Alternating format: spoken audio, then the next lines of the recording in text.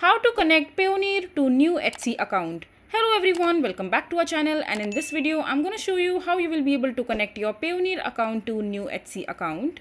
So first of all, just simply open the Etsy's official website, and after that just simply log into your account using your credentials. And once you have logged into your Etsy account, just simply click on the shop manager from the top menu of the screen, and over here you will be able to see the option called payment method or wallet or anything like that. All you have to do is just simply go to that particular page, and from there you will be able to see the option called add payment method. So in the add payment method, you have to go ahead and simply update your Payoneer account details. And once you have added your Payoneer account detail, your Payoneer account will be connected with the Etsy account and you are good to go.